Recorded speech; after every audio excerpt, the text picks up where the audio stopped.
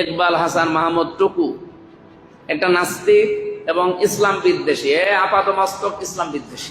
ওনার বিরুদ্ধে arrest warrant হয়েছে। পরবর্তী স্টেপ কি? চার্জ ফ্রেম করা। এর পরবর্তী স্টেপ কি? ট্রায়াল করা।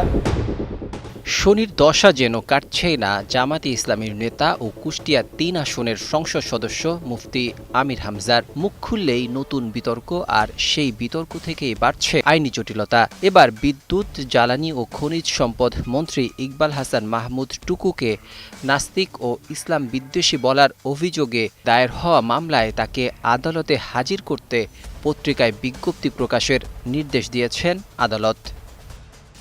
রোববার সিরাজগঞ্জের চৌহালি আমলি আদালতের বিচারক অতিরিক্ত chief judicial magistrate Suman Kumar Karmakar এই আদেশ দেন। মামলার বাদী ও সিরাজগঞ্জ জেলা আইনজীবী সমিতির সাধারণ সম্পাদক অ্যাডভোকেট হুমায়ুন কবির কর্নেল বিষয়টি নিশ্চিত করেছেন।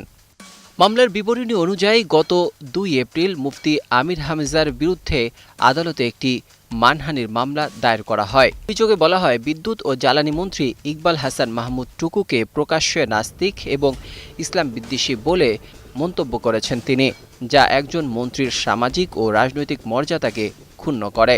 মামলাটি গ্রহণ করে আদালত ওই দিনই আমির হামজার বিরুদ্ধে সমন জারি করেন এবং তাকে ২১ এপ্রিল আদালতে হাজির হওয়ার নির্দেশ দেন। কিন্তু নির্ধারিত দিনে আদালতে হাজির হননি এই সংসদ সদস্য। পরে আদালত তার বিরুদ্ধে গ্রেফতারি পরোয়ানা জারি করেন। এরপর রোববার আবারও তাকে আদালতে উপস্থিত হওয়ার নির্দেশ দেওয়া হলেও সেদিনও তিনি আদালতে আসেননি।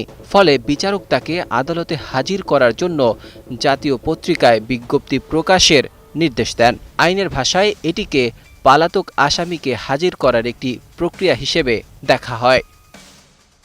ঘটনার সূত্রপাত হয় গত ২৬শে মার্চ একটি বক্তব্যকে কেন্দ্র করে। ওই দিন মন্ত্রী ইকবাল হাসান মাহমুদ টুকু মহান মুক্তিযুদ্ধ ও বীর মুক্তিযোদ্ধাদের সম্মান জানিয়ে বক্তব্য দেন। পরবর্তীতে কুষ্টিয়া সদর উপজেলার হাটস হরিপুর বড় জামে মসজিদে জুমার নামাজের আগে দেওয়া আলোচনায় সেই বক্তব্যের সমালোচনা করে তাকে নাস্তিক ও ইসলাম বিদ্বেষী বলে মন্তব্য করেন মুফতি আমির হামজা।